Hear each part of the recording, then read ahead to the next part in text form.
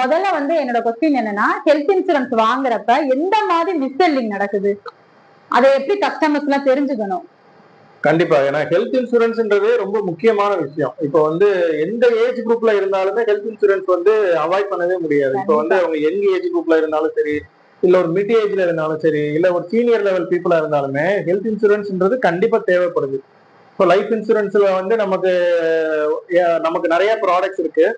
So நம்மளோட நீடுக்கு தகுந்த மாதிரி லைஃப் இன்சூரன்ஸை நம்ம சூஸ் பண்ணிக்கலாம். வேற ஹெல்த் இன்சூரன்ஸ் அப்படின்றது நம்ம வாங்கும்போது, ஏன்னா அதை நம்ம அதை வாங்கினதுக்கு அப்புறம் ஏதாவது ஒரு மெடிக்கல் ப்ராப்ளம் வந்ததுக்கு அப்புறம் தான் அந்த பாலிசில என்ன மாதிரி பிரச்சனைகள் வரும்ன்றதே கஸ்டமருக்கு தெரியும்.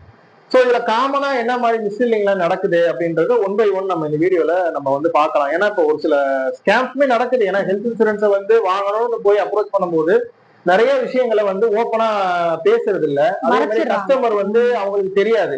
ஒரு ஒரு அட்மிஷன் ஏதாவது ஒரு ட்ரீட்மெண்ட் போய் அட்மிஷன் ஆனதுக்கு அதுக்கப்புறம் தான் அந்த ஹெல்த் இன்சூரன்ஸ்ல இவ்வளவு ஃபார்மாலிட்டிஸ் இருக்கா, இவ்வளவு விஷயங்கள் கேட்கறாங்களா ஹாஸ்பிட்டல்ல, சோ நம்ம இதெல்லாம் வந்து கேட்டுக்கணும் அப்படின்ற ஒரு நாலேஜே வந்து கஸ்டமருக்கு அப்பதான் தெரியும்.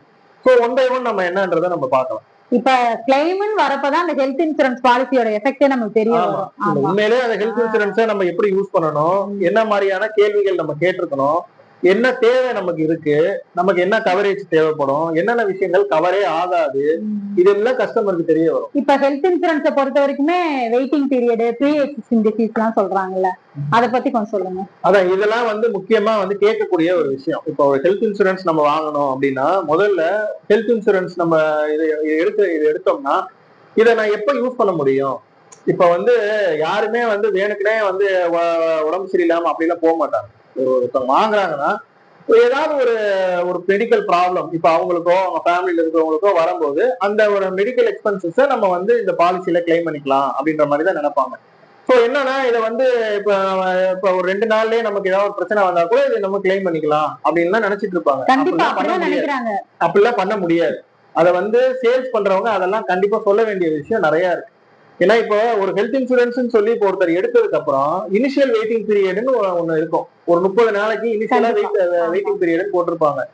எக்ஸப்ட் வந்து எமர்ஜென்சி நடக்கிறது மட்டும், ஒரு ஆக்சிடென்ட் நடக்குது அதனால ஒரு கிளைம் வருது, அந்த மாதிரி ஒரு எமர்ஜென்சியா ஒரு ஸ்லிப் ஆகி கீழே விழுந்துட்டாங்க, அந்த மாதிரி எமர்ஜென்சி சிச்சுவேஷனை தவிர்த்து மற்ற இது எல்லாமே இனிஷியலா ஒரு 30 நாள் வெயிட்டிங் பீரியட் அப்படின்ற மாதிரி இருக்கும்.